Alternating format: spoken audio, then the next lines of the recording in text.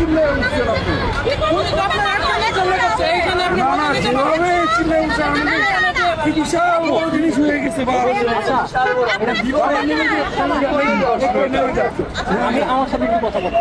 Helmet পরা কি বাংলাদেশের একটা রুলসের ভিতরে না? আমি তো পড়ছি, কিন্তু আপনি কোন বছর আমার ছেলেরা পড়ায়নি। রুলসের ভিতরে কি? আমার হেলমেটটা আমাকে একটু উত্তরটা দেন। আমি তর্ক করবো না, রুলসের ভিতরে অবশ্যই ভুল। আচ্ছা, কিন্তু অবশ্যই আমি যেহেতু চিন্তা ভুল। করছি ও যেভাবে চিল্লে উঠছে আমি ভয় পেয়ে গেছি কিছু হয়েছে মনে হয়।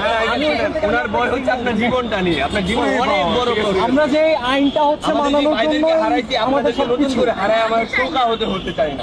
এই জন্য ওনার এই চিল্লানিটা ভিতর থেকে আসছে। জাহাঙ্গীর একটু সতর্ক হন, জীবনটা আর হারায়েন না। অনেক ভাইদেরকে হারাইছি আমার কোন কাইপা উঠছে।